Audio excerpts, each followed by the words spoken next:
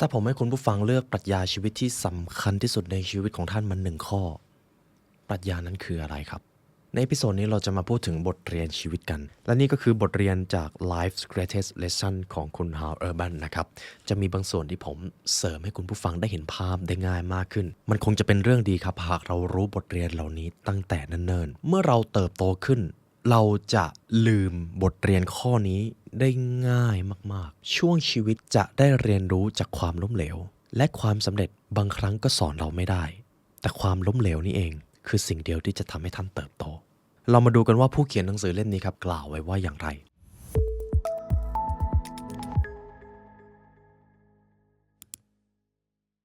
ก่อนที่เราจะเริ่มบทเรียนกันครับผมมีบางสิ่งจะมามอบให้กับทุกท่านว่าด้วยเรื่องของ manifest หรือการดึงดูดความลับของการ manifest คืออะไรรู้ไหมครับยิ่งคลื่นสมองนิ่งเท่าไหร่ระดับจิตวิญญาณจะยิ่งสูงเท่านั้นสมองครับใช้คลื่นแม่เหล็กไฟฟ้าในการส่งสัญญาณตลอดเวลาในทางการแพทย์จะเรียกสิ่งนี้ว่า EEG หรือ Electroencephalogram ยกตัวอย่างถึงคลื่นเบต้าครับคลื่นเบต้าคือคลื่นที่เกิดขึ้นบ่อยในชีวิตประจำวันของเราแต่ถ้าหากเราปล่อยให้ตัวเองอยู่กับความกังวลหรือความเครียดคลื่นเบต้าจะกลายเป็นคลื่นเบต้าสูงและจะทำให้เราเครียดวิตกกังวลและดึงดูดสิ่งที่เราไม่ต้องการเข้ามาในขณะที่คลื่นอัลฟาครับเป็นคลื่นแห่งความผ่อนคลายและสงบเป็นคลื่นที่เหมาะสมในการยกระดับสภาวะภายในซึ่งในสภาวะจิตใจระดับสูงครับหรือที่เรียกกันว่าคลื่นสูงจะเหมาะสำหรับการ manifest หรือการสร้างความเป็นไปได้ใหม่ดังนั้นครับยิ่งคลื่นสมองนิ่งเท่าไหร่เราจะยิ่งมีความสามารถในการสร้างความเป็นจริงใหม่ได้มากขึ้นเท่านั้นครับและแน่นอนว่าในชีวิตประจำวันของเราบางครั้งเราอาจจะเจอเรื่องที่ท้าทายเจอสถานการณ์บางอย่างที่ทำให้เราดำรงความสงบได้ยากและด้วยเหตุผลนี้ครับ I'm Yours Manifest ด้วยสูตรของ Science of Spiritual วิทยาศาสตร์ทางจิตวิญญาณจะช่วยให้คุณได้เข้าถึงคลื่นของความสงบรวมถึงได้ใช้พลังของจิตใจและสมองใช้อภิจิตสร้างสรรค์ชีวิตและความสุขที่ท่านต้องการสนใจติดต่อ Line @imyours.bkk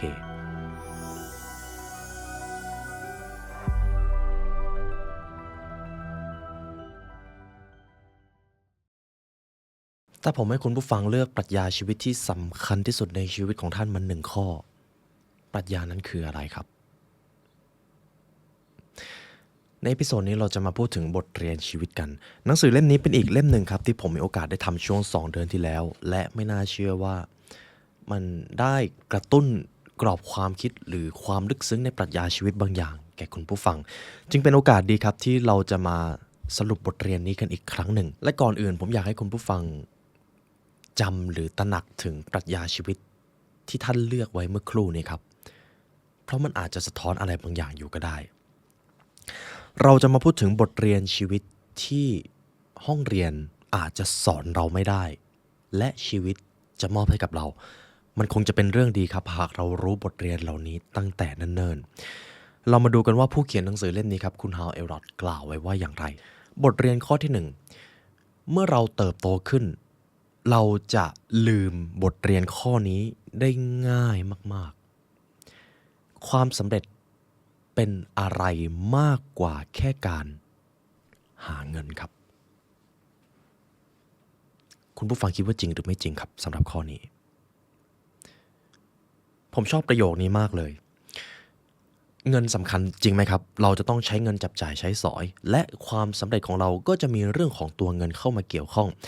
และหนังสือเล่มนี้ก็บอกว่าความสำเร็จไม่ใช่ว่าเงินไม่สำคัญแต่มันมีอะไรมากกว่าแค่การหาเงิน เมื่อวันสุดท้ายของชีวิตเราจะไม่จำว่าเราจะมีเงินเท่าไหร่เราจะมีทรัพย์สินมากแค่ไหนเราจะมีชื่อเสียงโด่งดังเพียงใดเราจะจำเพียงแค่ว่าเราสร้างความสัมพันธ์ด้วยมิตรไมตรีกับใครไว้บ้างดังนั้นคำถามที่มันสำคัญยิ่งก็คือแล้วเราจะตั้งเงินเป็นความสำเร็จได้หรือไม่สมมุตินะครับคุณผู้ฟังท่านใดก็ตามที่มีความสำเร็จเป็นเงินแน่นอนครับมันไม่ใช่เรื่องผิดและอย่างน้อยมันก็เป็นเรื่องที่ดีที่เรามีเป้าหมายแต่ทีนี้ครับ ผมจะมีอยู่2คำถาม คำถามที่1หากเรามีเงินจำนวนนั้นตามที่เราตั้งเป้าเอาไว้ เงินจำนวนนั้นมันมีความหมายอะไรต่อชีวิตของเรา ลองตอบได้เลยนะครับผมจะให้คุณผู้ฟังทำไปด้วยทำด้วยการไปเชื่อมโยงกับจิตใต้สำนึกของท่านและสิ่งที่สำคัญที่เงินได้มอบให้ท่านอาจจะเป็นครอบครัวอิสรภาพความสุขความสงบความมั่นคงอะไรก็ตามแต่แล้วผลลัพธ์หรือคำตอบที่ได้ไม่ว่าจะเป็นครอบครัวหรืออะไรก็ตามนะครับทำไมสิ่งนั้นมันถึงสำคัญกับชีวิตของท่านครับสมมติคำตอบที่คุณผู้ฟังได้ก็คืออยากมีเงินเพื่อที่จะไปจุนเจือครอบครัวแล้วครอบครัวมันมีความสำคัญอะไรต่อท่านหรอครับหากท่านอยากมีเงินเพื่อที่จะสร้างอิสรภาพในการเป็นนายของเวลาทำสิ่งที่ต้องการในเวลาที่ต้องการกับคนที่ต้องการอิสรภาพเหล่านี้มันมีความหมายอะไรต่อชีวิตท่านครับคำถามที่สองครับสมมุติว่าในวันนี้ครับมนุษยชาติไม่เชื่อเรื่องของเงินเราไม่จำเป็นจะต้องเอาเงินมาเป็นสื่อกลางในการแลกเปลี่ยนท่านจะยังต้องการเงินนั้นอยู่หรือไม่ครับและมีอีกคำถามหนึ่งครับย้อนกลับไปที่คำตอบแรกไม่ว่าคำตอบคุณผู้ฟังในการอยากมีเงินจะเป็นอิสรภาพความสุขหรือความสำเร็จท่านจำเป็นจะต้องรอให้ตัวเองมีเงินจำนวนเท่านั้นจริงๆหรอครับคำตอบที่ดีที่สุดจะไม่ได้มาจากผมแต่จะมาจากตัวคุณผู้ฟังเองนี่คือเหตุผลของบทเรียนนี้ครับความสำเร็จเป็นอะไรที่มากกว่าแค่การหาเงินเงินจะเป็นผลตอบแทนจากการที่เราได้สร้างคุณค่าให้กับบางสิ่งบางอย่างดังนั้นครับยิ่งเราสร้างคุณค่าหรือให้อะไรไปมากเท่าไหร่เราจะยิ่งได้รับกลับมาจงให้และท่านจะได้รับนั่นเองนี่คือบทเรียนข้อที่1ครับแค่ข้อแรกก็ลึกซึ้งแล้วจริงไหมครับข้อที่2บางครั้งชีวิตก็เป็นเรื่องที่ยากและไม่ยุติธรรมเสมอไปแล้วยังไงต่อผมชอบส่วนที่ถูกเขียนไว้ในหนังสือเล่มนี้เดี๋ยวผมขออ่านให้ฟังนะครับบางครั้งชีวิตจะไม่ได้เป็นอย่างที่เราต้องการเสมอไปจริงไหมครับทุกท่านและจริงๆแล้วถ้าเราสามารถเลือกได้เราก็อยากให้ชีวิตยุติธรรมและสนุกสนานเราจะได้ไม่ต้องเจอความเจ็บปวดและความทุกข์ทรมานเราจะได้ไม่ต้องทำงานหนักเราจะได้ไม่ต้องตายจะได้มีความสุขตลอดเวลาแต่นั่นไม่ใช่โลกแห่งความเป็นจริง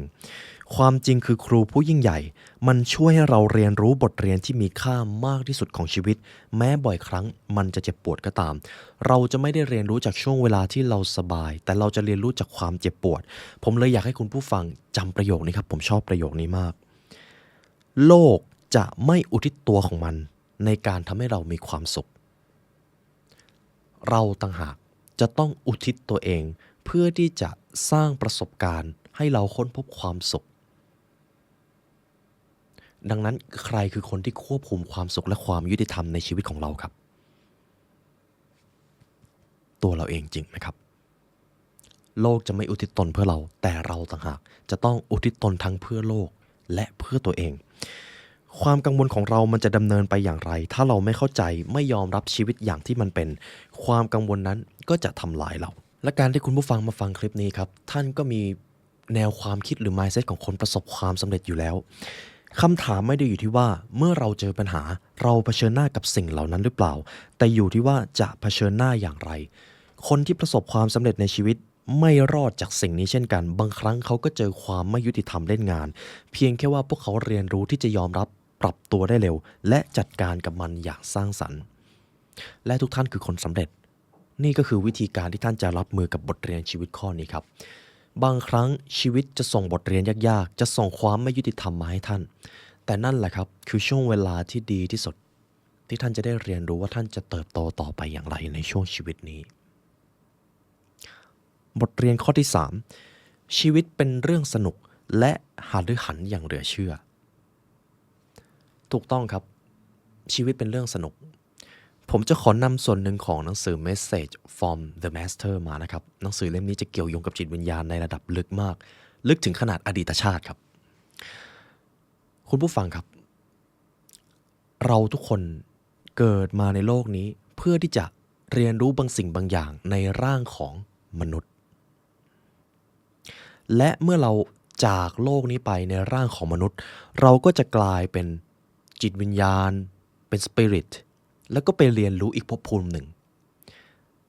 ซึ่งแต่ละภพภูมิจะให้บทเรียนที่แตกต่างกันไป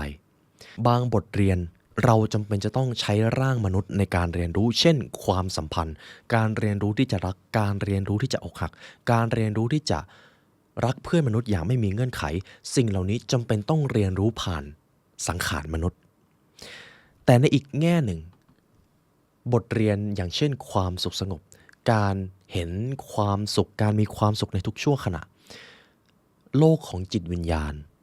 จะสอนเราได้ดีกว่าการไม่ยึดติดก็เช่นเดียวกันโลกของจิตวิญญาณเราจะเรียนรู้สิ่งนี้ได้เร็วกว่าดังนั้นครับ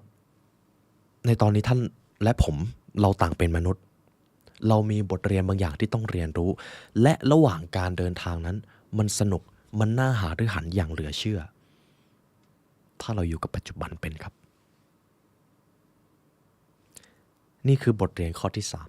3บทเรียนข้อที่4จงมีชีวิตอยู่ด้วยการเลือกไม่ใช่โดยการบังเอิญหรือการถูกเลือกหรือถูกกระทำชีวิตที่ท่านมีอยู่ตอนนี้ครับความฝันงานหรือแม้แต่ไลฟ์สไตล์ที่เกิดขึ้นในชีวิตประจำวันท่านเป็นคนตัดสินใจเลือกเองจริงๆแล้วหรือเปล่าครับสิ่งนี้สำคัญมากนะครับมันกำหนดความสุขและความทุกข์ของการเป็นมนุษย์ได้อย่างเหลือเชื่อมีบทเรียนหนึ่งที่จิตแพทย์ทั่วโลกอยากบอกครับคนที่จะมีความสุขและมีโอกาสน้อยมากที่จะเจอสภาวะดิ่งทางใจคือคนที่เป็นผู้ตัดสินใจกระทำกับชีวิตตัวเองเลือกเป้าหมายชีวิตเลือกวิถีชีวิตกล้าที่จะถูกไม่ยอมรับกล้าที่จะถูกเกลียดและคนเหล่านี้แหละครับคือคนที่ค้นพบอิสรภาพอย่างแท้จริงและสิ่งเหล่านี้แทบไม่ต้องใช้เงินเลยครับ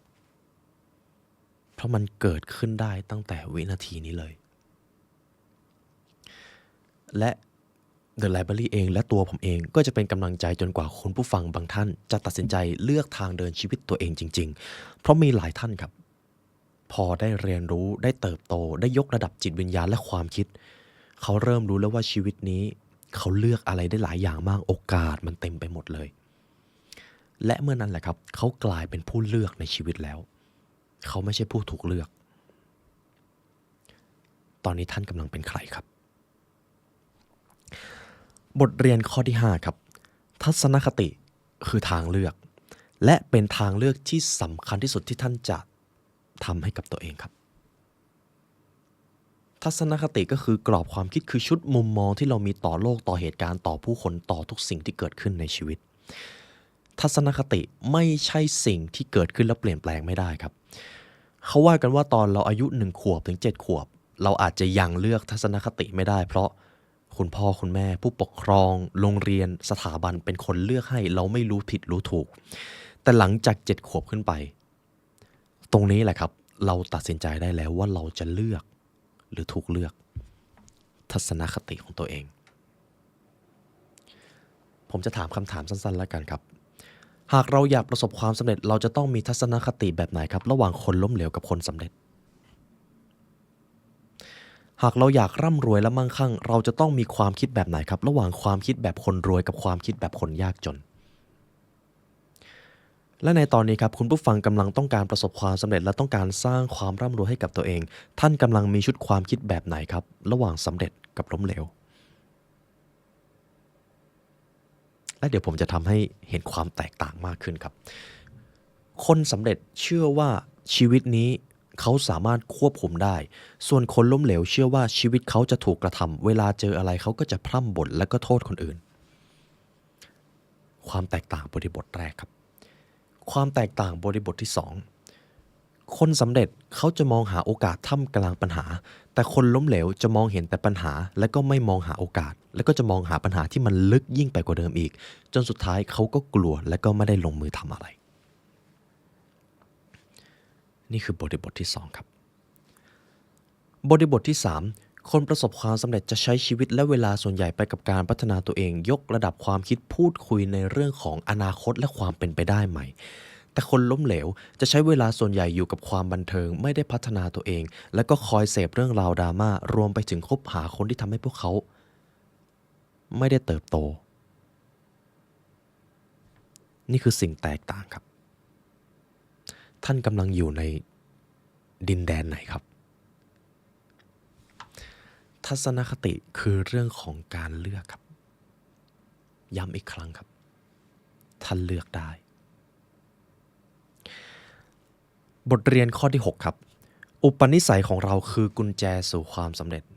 อุปนิสัยก็คือรูปแบบกิจวัตรหรือพฤติกรรมที่เรากระทำซ้ำๆในแต่ละวันหากอยากรู้ว่าอุปนิสัยของเราเป็นอุปนิสัยของคนสำเร็จหรือไม่ดูได้แบบนี้ครับเป็นบทเรียนคลาสสิกสิ่งแรกที่ท่านทำหลังจากตื่นนอนคืออะไรครับระหว่าง 1. ถ่ายโซเชียลมีเดียกินอาหารที่ไม่ดีหรือกิจวัตรอะไรก็ตามที่มันไม่ได้ทำให้เราเก่งขึ้นเลยกับโซนที่ 2เป็นกิจวัตรที่ทำให้เราได้พัฒนาหรือยกระดับตัวเองไม่ว่าจะเป็นเรื่องของสุขภาพอาการออกกำลังกายการวางแผนชีวิตการเขียน journal การทำสมาธิการเรียนรู้เพื่อการอ่านหนังสือกิจวัตรโซนที่2นี้คือกิจวัตรที่ทำให้เราพัฒนาตัวเองแทบทั้งสิ้นกิจวัตรหลังจากตื่นนอนของท่านคือกิจวัตรในโซนไหนครับและจะมีอีกคำถามหนึ่งที่คลาสสิกคุณไลออนแต่ถ้าตื่นมาจับโทรศัพท์แล้วดูยอดเงินแบบนี้มันผิดเหรอมันอาจจะไม่ใช่เรื่องผิดครับแต่เราแน่ใจหรือเปล่าว่าถ้าเราเปิดโทรศัพท์ดูยอดเงินเข้าและเราจะไม่เผลอไปกดโซเชียลมีเดียเราแน่ใจหรือเปล่าว่าถ้าเราดูยอดเงินในโทรศัพท์เราจะไม่เห็น notification จากสื่อออนไลน์และเราจะไม่เผลอกดเข้าไปเราจะไม่ถูกคุกคามจากโลกการตลาดและก็ความยุ่งเหยิงต่างๆเข้ามาและเราแน่ใจหรือเปล่าว่าเวลาเราเปิดโทรศัพท์มาเพื่อดูยอดเงินเราดูแค่ยอดเงินจริงๆและคำถามสุดท้ายครับเราจำเป็นจะต้องดูตั้งแต่เช้าเลยหรือเปล่าผมเองก็ตอบไม่ได้ครับมีแค่ท่านที่ตอบได้แต่สุดท้ายแล้วอุปนิสัยความสำเร็จเขาวัดกันที่สิ่งที่เราทำหลังจากตื่นนอนครับทุกท่านเพราะกิจวัตรหลังจากตื่นนอนมันคือการสร้างโมเมนตัมพูดตามผมได้เลยครับโมเมนตัมหรือแนวโน้มพฤติกรรมที่จะเกิดขึ้นต่อไปจากช่วงเวลานั้นลองสังเกตดูครับหากท่านตื่นเช้าขึ้นมาออกกำลังกายหรืออ่านหนังสือวันนั้นท่านก็อยากที่จะสร้างกิจวัตรของการพัฒนาตัวเองมากขึ้นเพราะท่านรู้สึกว่าโอ้โหไหนๆก็สร้างเวลาที่ดีมาตั้งแต่เช้าแล้วไม่อยากเสียเวลาเหล่านี้ไปเลยทำเพิ่มดีกว่าสิ่งนี้แหละครับที่เรียกว่าโมเมนตัมบทเรียนข้อที่7ครับการมีความรู้สึกขอบคุณเป็นอุปนิสัยอย่างหนึ่งและเป็นอุปนิสัยที่ดีที่สุดที่เคยมีในชีวิตมนุษย์เพราะอะไรรู้ไหมครับเพราะอุปนิสัยของการขอบคุณมันคือการที่ท่านสามารถมีความสุขได้ตั้งแต่ตอนนี้เลยโดยไม่ต้องใช้ทรัพยากรอะไรแทบทั้งสิ้นครับการที่ท่านเข้าถึงอินเทอร์เน็ตและเข้าถึงสื่อความรู้นี้ได้มันคือสิ่งที่ท่านควรขอบคุณเป็นอย่างยิ่งเพราะมีคนจำนวนมากเข้าไม่ถึงจริงหรือไม่ครับการที่ท่านสามารถมีเงินซื้อหนังสือสามารถเข้าถึงความรู้ยกระดับตัวเองได้และท่านมีนิสัยของการยกระดับชีวิตตัวเองนั่นก็เป็นสิ่งที่ท่านควรขอบคุณตัวเองจริงหรือไม่จริงครับหากวันนี้หากท่านหิวแล้วยังได้กินหากท่านง่วงแล้วยังได้นอนหากท่านเหนื่อยแล้วยังได้นั่งผ่อนคลายเราเคยขอบคุณสิ่งเหล่านั้นบ้างแล้วหรือยังครับเห็นไหมครับรอบๆตัวมีสิ่งที่เราควรขอบคุณเพียบเลยเจียดเวลาเล็กน้อยดื่มด่ำกับสิ่งรอบตัวเหล่านั้นท่านก็จะได้ความสุขนั้นมาและความสุขนี้แหละครับคือสิ่งที่มหาเศรษฐีเกินครึ่งโลกกำลังมองหาและเขามองไม่เห็นและท่านมองเห็นแล้วครับบทเรียนข้อที่8คนดีๆสร้างชีวิตบนพื้นฐานของความเคารพนับถือหนึ่งในกฎทองคำของคุณนโปเลียนฮิลครับจงปฏิบัติต่อผู้อื่นเช่นที่ท่านอยากให้ผู้อื่นปฏิบัติต่อท่านคุณผู้ฟังอยากให้ผู้คนรอบข้างเคารพนับถือและเชื่อมั่นในตัวท่านหรือไม่ครับจงให้สิ่งนั้นกับผู้อื่นไปก่อนแล้วท่านจะได้รับมาและอันนี้จะเป็นเคล็ดไม่ลับแล้วกันครับมันเป็นเรื่องสำคัญเป็นพื้นฐานชีวิตในการที่จะทำให้ท่านสร้างความเคารพนับถือให้กับตัวเองอย่างแรกการตรงต่อเวลา ไม่ว่าจะเป็นนัดที่สำคัญหรือเป็นนัดเล็กๆน้อยๆหากเรารับปากไปแล้วจงไปให้ตรงเวลาหรือไปก่อนเวลาอย่างน้อย10นาทีเพราะสิ่งเล็กๆน้อยๆเนี่ยแหละครับสะท้อนการจดจ่อหรือการใส่ใจในรายละเอียดอย่างแรกคือเวลาอย่างที่สองคือการแต่งกายครับจงแต่งกายด้วยการให้เกียรติสถานที่แล้วสถานที่จะให้เกียรติท่านเพราะการให้เกียรติคือการส่งสัญญาณไปให้ผู้คนว่าท่านเคารพพวกเขาและเมื่อท่านให้สิ่งใดไปท่านก็จะได้รับกลับมาหนึ่งคือเวลาสองคือการแต่งกายสามคือคำพูดครับจงพูดกับผู้อื่นราวกับว่าพวกเขาคือแขกคนสำคัญในบ้านของท่านไม่ว่าเขาจะเป็นใครก็ตามจงใช้คำพูดด้วยมิตรไมตรีอย่าหักหน้าใครหากต้องการพูดอะไรที่มันเป็นเชิงวิพากษ์วิจารณ์จงพูดอย่างลับๆแต่หากจะพูดอะไรที่เป็นการชื่นชมจงชื่นชมเขาด้วยความจริงใจและทำให้ผู้อื่นนับถือในตัวเขาด้วยแล้วท่านก็จะได้รับความเคารพนับถือกลับมาเช่นเดียวกันครับอย่างแรกคืออะไรครับเวลาอย่างที่สองการแต่งกายอย่างที่สามคือคำพูดครับและจริงๆยังมีรายละเอียดปลีกย่อยอีกเยอะเลยแต่ผมนำมาแค่3อย่างนี้ให้คุณผู้ฟังไปลองฝึกดูครับแล้วท่านจะได้ความเคารพนับถือมาเลยเพราะสุดท้ายคนสำเร็จและคนดีๆจะสร้างชีวิตบนพื้นฐานของความเคารพนับถือบทเรียนข้อที่9ความซื่อสัตย์จะเป็นนโยบายที่ดีที่สุดของชีวิตเสมอความซื่อสัตย์ความซินเซียหรือความภาษาไทยคือความจริงใจนะครับมันคือสิ่งที่จะเป็นของขวัญตอบแทนท่านในระยะยาวหากเราไม่ซื่อสัตย์เราอาจจะได้ผลประโยชน์มาเราอาจจะได้อยู่เหนือคนอื่นหรือชนะผู้อื่นในบางครั้งแต่ระยะยาวท่านจะต้องรับผลกรรมอันน่าเจ็บปวดครับความซื่อสัตย์จึงเป็นนโยบายที่สำคัญยิ่งครับ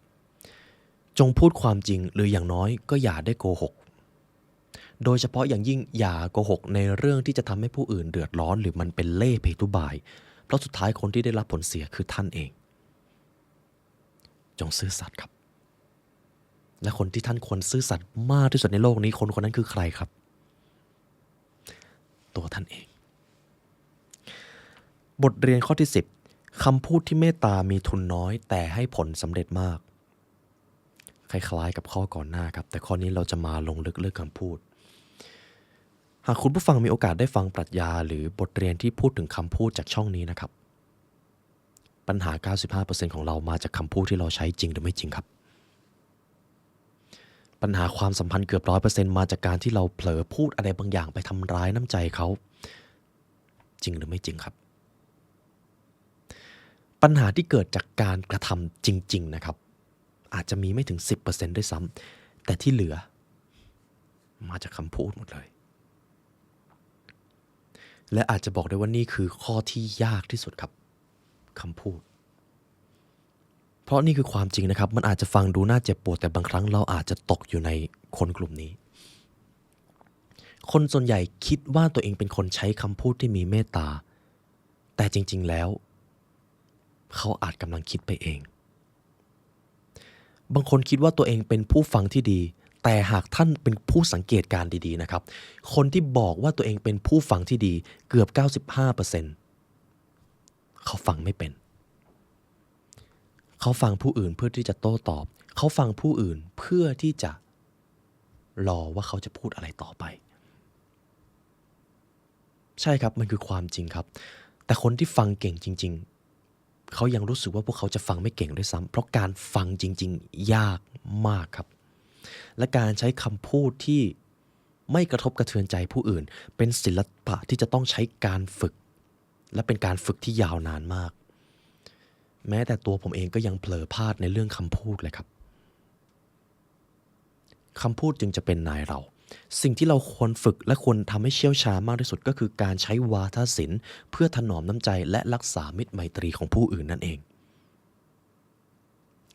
จบครับสำหรับบทเรียนข้อที่10บทเรียนข้อที่11แรงบันดาลใจที่แท้จริงมาจากสิ่งหนึ่งที่ยิ่งใหญ่สิ่งหนึ่งที่รู้ความจริงสูงสุดในโลกใบนี้มันมาจากภายในตัวท่านเองครับ นั่นคือสิ่งที่แรงบันดาลใจสิงสถิตอยู่ดังนั้นหากคุณผู้ฟังฟังคลิปนี้แล้วเกิดแรงบันดาลใจนั้นไม่ได้เกิดขึ้นเพราะผมไม่ได้เกิดขึ้นเพราะหนังสือเล่มนี้แต่เกิดขึ้นเพราะเจตจำนงอิสระของท่านในการที่ปรารถนาจะยกระดับชีวิตตัวเองแรงบันดาลใจของท่านมาจากที่นั่นครับและนั่นแหละครับคือที่ที่ท่านควรทนุถนอมและใส่ใจมากที่สุดบทเรียนข้อที่12เป้าหมายคือความฝันที่จะต้องมีกำหนดเส้นตายเป้าหมายคือความฝันที่เราจะต้องมีกำหนดว่าเราจะทำสำเร็จเมื่อไหร่เราจะมีแผนในการคืบหน้าไปแต่ละบุลเลตหรือแต่ละจุดอย่างไรหากเรามีแผนแบบนี้ครับเราจะมีความมุ่งมั่นอยู่เหนือความหลงไหลแพชชั่นครับบางครั้งมาแล้วเดี๋ยวก็ไปแต่การมีแผนการมีกำหนดเส้นตายคือสิ่งที่ความขี้เกียจกลัวนั่นเองและในตอนนี้ผมเชื่อว่าท่านมีเป้าหมายบางอย่างในชีวิตของตัวเองลองเติมเส้นตายเข้าไปดูครับว่าท่านจะทำให้มันเกิดขึ้นเมื่อไหร่ถึงแม้มันจะไม่ได้เกิดในช่วงเวลานั้นไม่เป็นไรครับแต่ผมเชื่อว่าเกิน 80% มันจะเกิดขึ้นหากท่านกำหนดเส้นตายที่เหมาะสมกับความเป็นจริงท่านได้กำหนดเดดไลน์ให้กับความฝันตัวเองแล้วหรือยังครับบทเรียนข้อที่13ครับไม่มีอะไรแทนที่ความขยันได้เป้าหมายความฝันสำคัญครับแต่สุดท้ายการเดินทางไปสู่เป้าหมายนั้นก็จะต้องใช้แรงขับเคลื่อนการกระทำด้วยความขยันจริงหรือไม่ครับฉะนั้นครับความสำเร็จที่ยิ่งใหญ่และยั่งยืนจะไม่ได้เกิดขึ้นจากการทำแค่วัน2 วันเขาไม่ได้ทำกันเป็นสัปดาห์เขาไม่ได้ทำแค่หลักเดือนเขาทำกันเป็นปีๆครับและความสำเร็จที่เกิดขึ้นค่อยๆเกิดช้าๆนี่แหละครับมันจะยั่งยืนมันจะไม่พังทลายได้ง่ายบทเรียนข้อที่14ชีวิตอาจต้องเสียสละอะไรบางอย่างเพื่อให้ได้อะไรบางอย่าง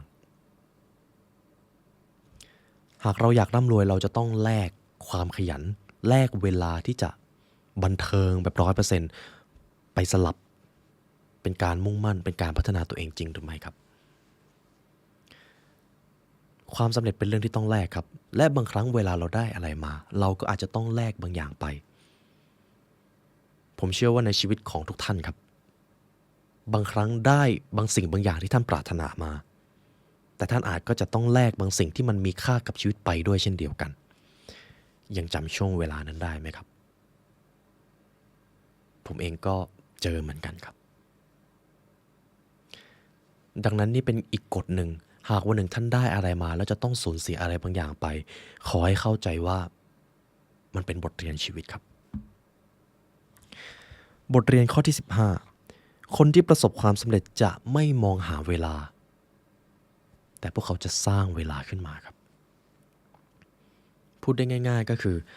ไม่มีคนสำเร็จคนไหนรอให้ทุกอย่างพร้อมแล้วลงมือทำพวกเขาทำตอนที่เขาไม่พร้อมเนี่ยแหละครับและหลังจากนั้นพวกเขาก็จะพร้อมเองในวันนี้ที่เรามีความฝันที่เรามีเป้าหมายท่านกำลังรออะไรอยู่หรือเปล่าครับและบางทีท่านสามารถเริ่มทำได้ตั้งแต่ตอนนี้เลยยังจำข้อแรกได้ไหมครับบางคนอาจจะรอให้ตัวเองมีเงินเท่านั้นเท่านี้ก่อนแต่เมื่อลองมาเจาะลึกถึงเป้าหมายที่เขาต้องการจริงๆพวกเขาสามารถเริ่มทำได้ตั้งแต่วันนี้เลยบทเรียนข้อที่16ครับไม่มีใครเพิ่มความนับถือตนเองให้คุณได้หรือ self esteem นะครับนอกจากตัวคุณเองความเคารพตัวเองเป็นสิ่งที่เราต้องสร้างขึ้นมาครับและมันมีความหมายมากผมขอแยกออกนะครับความเคารพตัวเองกับความภาคภูมิใจไม่เหมือนกันความภาคภูมิใจมักจะนำมาซึ่งความหยิ่งซึ่งมันเป็นความอ่อนแอแต่ความเคารพตัวเองมันจะนำมาซึ่งความแข็งแกร่งมันคือความสุขุมมันคือสภาวะที่เราไม่ต้องการจะโอ้อวดอะไรเพราะเราเคารพตัวเองอยู่แล้วเราเลยไม่ต้องโอ้อวดแต่ความภาคภูมิใจมันมักจะทำให้เราอยากโอ้อวดตัวเองความเคารพตัวเองจึงเปรียบเสมือนเสียงกระซิบครับแต่ความหยิ่งทะนงและความภาคภูมิใจเปรียบเสมือนเสียงตะโกนจงสร้างความเคารพตัวเองครับคำถามก็คือเราจะสร้างอย่างไรได้บ้าง1ครับ สร้างกิจวัตรที่มีความหมายในการพัฒนาตัวเองและการพัฒนาตัวเองนั้นไม่ว่าใครจะอวดอ้างว่าพวกเขาเก่งขึ้นแค่ไหนท่านจงพัฒนาตัวเองอย่างเงียบๆและปล่อยให้ความสำเร็จนั้นพูดออกมาเองนั่นแหละครับคือภาพสะท้อนการเคารพตัวเองอย่างที่สองอะไรที่ท่านรู้สึกว่าไม่อยากทำหรือมันไม่ตรงกับคุณธรรมของท่านจงเรียนรู้ที่จะปฏิเสธให้เป็นเพราะถ้าเราปฏิเสธในสิ่งที่ไม่ใช่มันก็คือการที่เราบอกว่าใช่ในสิ่งที่เราต้องการนั่นเองแค่2บริบทครับข้อที่17ร่างกายต้องการอาหารบำรุงและการออกกำลังความคิดจิตใจและจิตวิญญาณก็ไม่ต่างกันหากอยากสุขภาพดีต้องออกกำลังกายต้องคุมอาหารจริงใช่ไหมครับแต่ทีนี้ถ้าเป็นความคิดและจิตใจล่ะเราจะบำรุงพวกเขาอย่างไรดีคุณผู้ฟังคิดว่าอย่างไรครับสิ่งที่ผมนึกออกเลยก็คือการอ่านหนังสือการฟังพอดแคสต์ยกระดับความคิดตัวเองนี่ก็เป็นอีกรูปแบบหนึ่งกับอีกสิ่งหนึ่งที่มันอาจจะมีความแอดวานซ์ขึ้นมาหน่อยก็คือการทำสมาธิมันคือการที่เรากลับไปขัดลูกแก้วแห่งจิตวิญญาณของตัวเองให้มันใสอยู่ตลอดเวลาถ้าเราไม่ค่อยทำสมาธิลูกแก้วนั้นมันก็จะขุ่นมันก็จะมัวมันก็จะสะท้อนอะไรออกมาได้ไม่ชัดและมันก็จะทำให้เราขุ่นมัวไปด้วยการทำสมาธิก็เปรียบเสมือนการออกกำลังกายทางจิตวิญญาณครับนี่จะเป็นอีกคำแนะนำหนึ่งที่ผมพูดบ่อยในช่วงไม่รู้ว่าคลิปนี้ลงปีไหนนะครับอาจจะเป็นปี2025หรือ2024แต่การดูแลจิตวิญญาณคือการขัดลูกแก้วและการทำสมาธิคือหนึ่งในรูปแบบการขัดลูกแก้วที่ทรงพลังครับการอ่านหนังสืออาจจะให้ได้ในรูปแบบหนึ่งการทำสมาธิก็อาจจะให้ได้ในอีกรูปแบบหนึ่งสองอย่างนี้มีดีคนละแบบเราแค่ต้องทำควบคู่กันไปเหมือนการดูแลสุขภาพครับออกกำลังกายอย่างเดียวแต่ไม่คุมอาหารร่างกายก็ใช่ว่าจะแข็งแรงคุมอาหารอย่างเดียวไม่ดูแลการนอนกับการออกกำลังกายร่างกายก็เสียสมดุลผมได้ให้รูปแบบการจัดการชีวิตให้คุณผู้ฟังไปแล้วนะครับทีนี้เรามาดูบทเรียนข้อที่18ไม่มีใครที่ไม่เคยล้มเหลวและไม่เป็นไรเลยที่ล้มเหลวเพราะใครๆก็เคยล้มเหลวทั้งนั้นวันหนึ่งเมื่อคุณผู้ฟังออกจากคอมฟอร์ตโซนท่านจะเจอคำวิพากษ์วิจารณ์ท่านจะเกิดความกลัวและพอท่านเริ่มลงมือทำปุ๊บท่านจะเจอความล้มเหลวและความผิดพลาดช่วงเวลานั้นจะทำให้ท่านเริ่มเกิดความลังเลสงสัยในตัวเองแต่ขอให้สิ่งที่ผมจะพูดต่อจากนี้เป็นขวัญกำลังใจของท่านนะครับช่วงชีวิตจะได้เรียนรู้จากความล้มเหลวและความสำเร็จบางครั้งก็สอนเราไม่ได้แต่ความล้มเหลวนี่เองคือสิ่งเดียวที่จะทำให้ท่านเติบโตและไม่เป็นไรเลยครับหากวันนี้เราจะยังไม่เข้าใจว่าความล้มเหลวมันจะทำให้เราเติบโตได้อย่างไรความสำเร็จสิมันถึงจะทำให้เราได้เรียนรู้ว่าสิ่งที่เราทำมาถูกต้องเมื่อถึงจุดหนึ่งครับ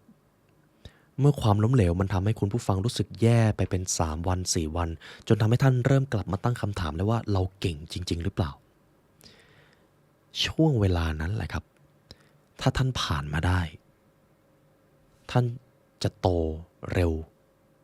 และมันเป็นการเติบโตที่ความสำเร็จให้ท่านไม่ได้ครับนี่คือบทเรียนข้อที่18บทเรียนข้อที่19ชีวิตจะง่ายขึ้นเมื่อเรารู้ว่าอะไรเป็นเรื่องที่สำคัญ priority นั่นเองการจัดลำดับความสำคัญบางคน first priority ของเขาอาจจะเป็นครอบครัวบางคนอาจจะเป็นความสุขบางคนคือความสงบบางคนคืออิสรภาพในการใช้เวลา priority ของคุณผู้ฟังคืออะไรครับและบทเรียนข้อสุดท้ายครับสิ่งสำคัญที่สุดในชีวิตก็คือการเป็นคนดีครับ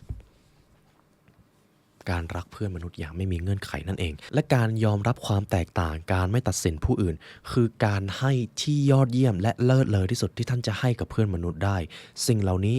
ไม่มีทางถูกวัดได้ด้วยปริมาณเงินในโลกนี้เลยเพราะมันมีค่าสูงกว่านั้นครับ และนี่ก็คือบทเรียนจาก Life's Greatest Lesson ของคุณ Hal Urban นะครับจะมีบางส่วนที่ผมเสริมให้คุณผู้ฟังได้เห็นภาพได้ง่ายมากขึ้นและหวังเป็นอย่างยิ่งครับว่าหนังสือเล่มนี้จะเป็นอีกหนึ่งแรงบันดาลใจเป็นอาหารทางจิตวิญญาณให้กับท่านได้และเช่นเคยครับหากคุณผู้ฟังฟังมาถึงตรงนี้แล้วอยากใช้เวลาเรียนรู้กับพวกเราให้ลึก deep เข้มข้นกว่านี้คุณผู้ฟังสามารถเรียนรู้ได้ผ่าน Premium Content ครับในช่วงนี้เรามี Golden Path ขอบคุณทางคุณผู้ฟังมากครับได้ผลตอบรับดีมากศาสตร์แห่งความสำเร็จในแต่ละกฎหากท่านเดินตามกฎเหล่านี้ได้ความสำเร็จจะกลายเป็นผลลัพธ์เดียวที่ท่านจะได้รับทุกท่านสามารถติดตาม Premium Content ได้ครับมีทั้งตำราความสำเร็จตำราจิตวิทยามนุษย์และเราทำคอนเทนต์เรื่อยๆครับบางบทเรียนมันดีฟและมันดาร์กมากจนผมไม่สามารถทำออกสื่อได้ก็มี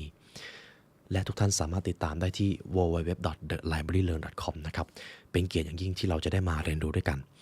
และในวันนี้ครับได้เวลาอันสมควรแล้วทั้งผู้ร่วมงาน The Library Learn และตัวผมไลออนยุวศิลป์ขอกล่าวอำลาทุกท่านไปก่อนขอให้วันนี้เป็นวันที่ดีของทุกท่านครับสวัสดีครับ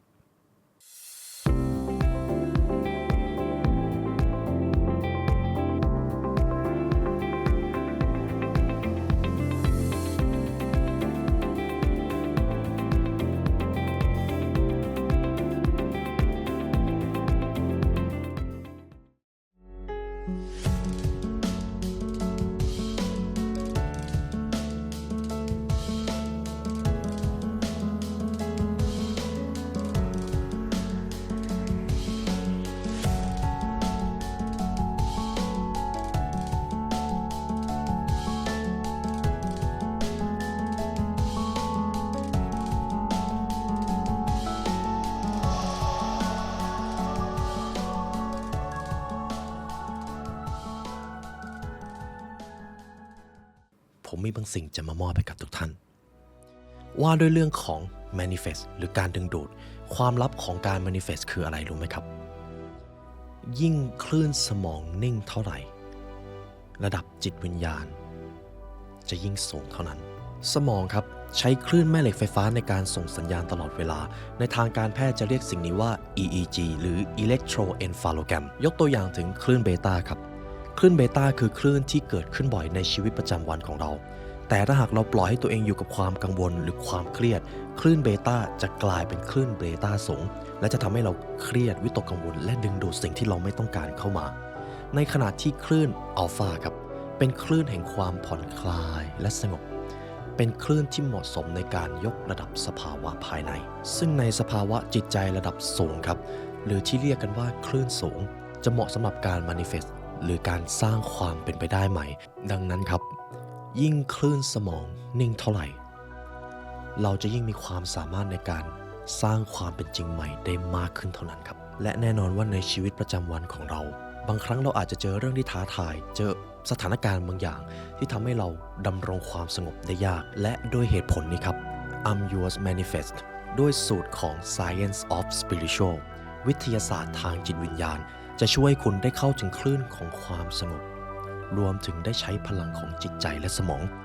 ใช้อภิจิตสร้างสรรค์ชีวิตและความสุขที่ท่านต้องการสนใจติดต่อ Line @amyours.bkk